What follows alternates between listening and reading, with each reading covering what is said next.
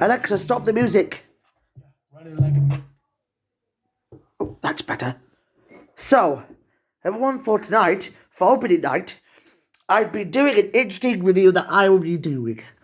So, I will be reviewing the 20th anniversary of Daredevil. As I know it came out 20 years ago in 2003, it's quite interesting that it's now officially 20 years old. As I noticed that, I'm excited to see the new Daredevil. I'm not going to review this movie, so let's talk about it. Ben Affleck's Daredevil was a 2003 superhero film that was directed by Mark Steven Johnson, based on the Marvel Comics character's same name, created by Stan Lee and Bill Everett, which stars Ben Affleck as Matt Murdock, who is a blind lawyer who fights for justice in the courtroom and on the streets of New York as the masked vigilante Daredevil. However, Jennifer Garner plays his love interest, Elektra Natchios, and Colin Farrell, even though before he showed up in The Batman as Penguin, showed up in this movie as the merciless assassin Bullseye, and David Keith plays Jack the Devil Murdock, who is a washed-up fighter who appears to have been his father, teams up with him to take down Wilson Fisk, voiced by Michael Clark Duncan, who is the crime lord better known as Kingpin. Even though this version of Kingpin is race lifted to be African American, unlike all the other versions of Kingpin who were white. Although it's quite interesting, development of the film started in 1985 at 20th Century Fox and Columbia Pictures, even though New Regency acquired the rights in 2000. Even though Steven shot the film primarily in downtown Los Angeles, despite the Hell's Kitchen Manhattan setting of the film and comics. Even though Riven and Hughes Studios were hired to handle the film's CGI with the help of Grady Revell, who composed the Daredevil score, which was released on a CD soundtrack, whereas the various artists' soundtracks album, Daredevil album, was released a month before. Daredevil, which was released on February 14, 2003, received January mixed reviews from critics, with praise aimed at action sequences, acting performances, soundtrack, storyline, visual style, and stunts, but criticism for its lack of ambition, and they were divided on Affleck's performance. Nevertheless, it was the second biggest February release, and it went on to receive a worldwide total gross of $179.2 million against a production of $78 million. Even though it's quite interesting, I understand what the writing is like. As I know, according to production foreshadowing, in Jay and Silent Bob Strike Back, they walk past a movie set where Daredevil is fighting some ninjas, where the scene was probably put in because Kevin Smith was originally going to direct the film, although Ben Affleck, who appeared in both movies, was probably the right choice to be involved in it. Although it was said to be very interesting, I understand that it was crushing it for two leads.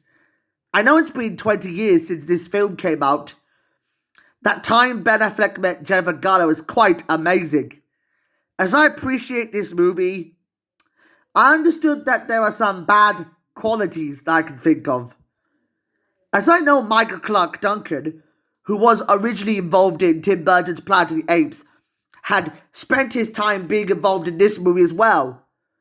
For some reason, it might be a Spider-Man spin-off, but in reality, there are some interesting qualities.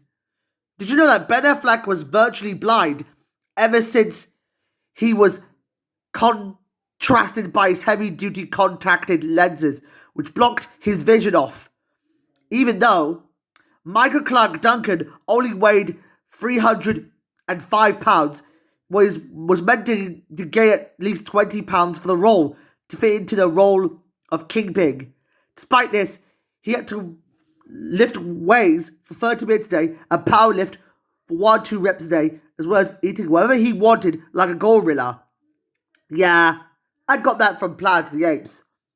For some reason, there are some interesting amounts of what Duncan was also involved. Even though The character Kingpin was originally created in 1967 during the Civil Rights Movement, even though the success of Spider-Man Returns 2 caused 20th Century Fox to raise the budget from 50 million to 80 million, specifically because this movie was originally going to have a release date coming out for 2002. As I said, this movie was going to come out on June 14th, 2002, but after the success of Spider-Man 2002, they moved it up to February 14th, 2003. As I know that Mark Wahlberg and Dwayne Johnson were offered the roles of both Daredevil and Kingpin, this was the first Marvel film to have a sound effect over the Marvel logo. Even though Ben Affleck worked with Jennifer Garner in Pearl Harbor, they noticed that Garner would be married to Scott Foley and Affleck would be engaged to Jennifer Lopez. Even though this movie was interesting in its own unique qualities, there are some censorship-enhanced problems involved in it. Even though, speaking of this, when justice is served, some things have to change. In the German version, it was edited for violence because it's not under 12 for little children. They've shortened the stabbing of Elektra, as well as the cut version being released on VHS and DVD from a single disc, but an uncut version was only on DVD, in case it's 2-disc special edition and a re-release of the single disc version. During post-production, Fox UK sought to give some classifications from BBFC, realizing they need some advice before they could do in 2 scenes. Since then, the UK version lacks all sights of a dagger sticking through Elektra's hand and moving her dagger from her hand.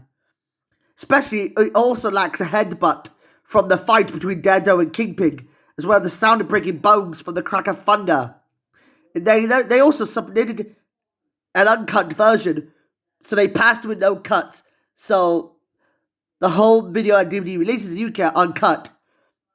Sadly, the R-rated cut contains 30 minutes of extra footage, because R-rated means rude rated, which is rude for grown-ups, but not what I imagined.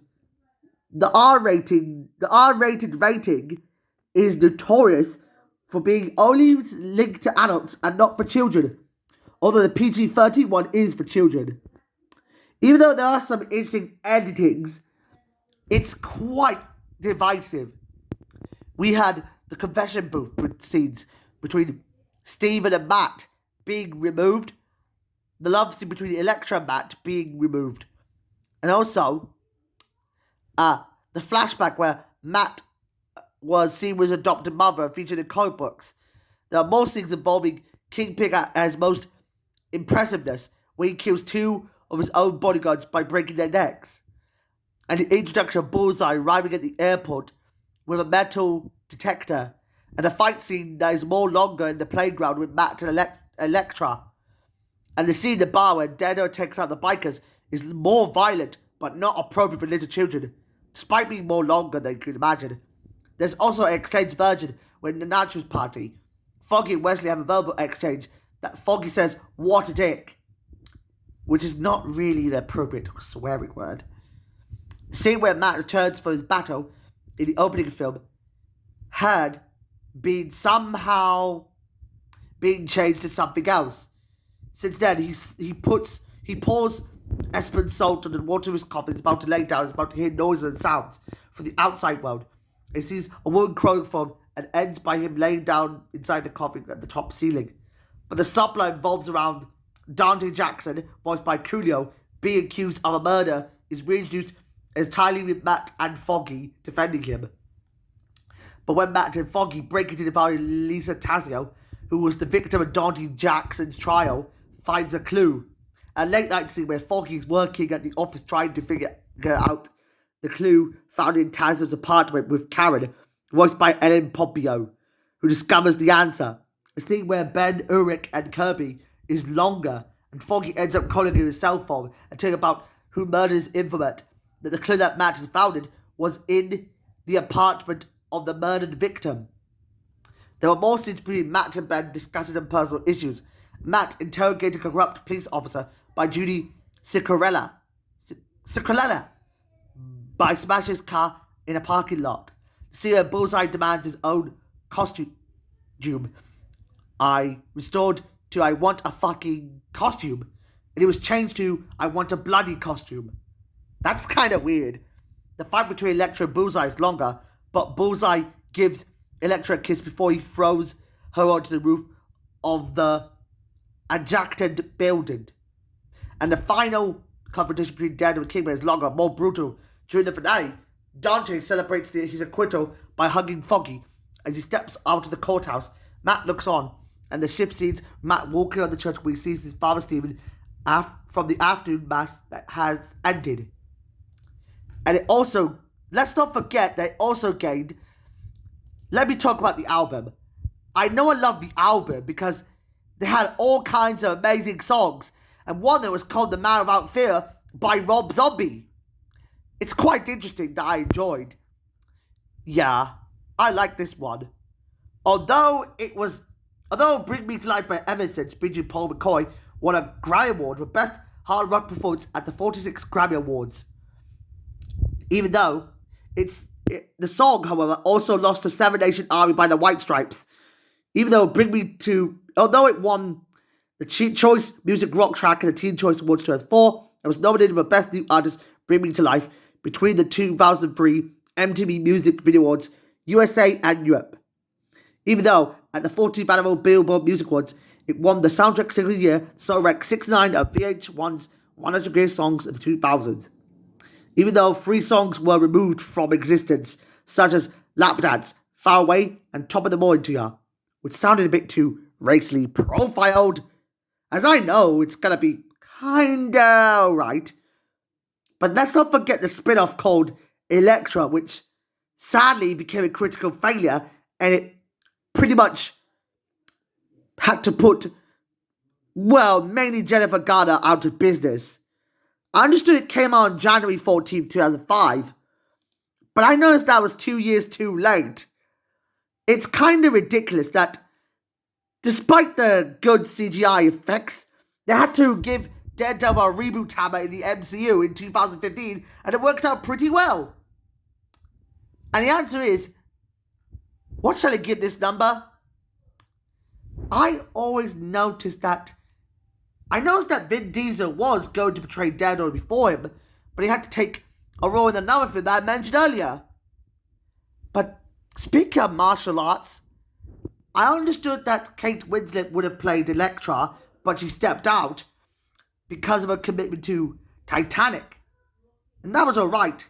And we did get to see Michael Clarke Duncan reprising his role as Kingpin in Spider-Man the new animated series, which is kind of unique to do this so.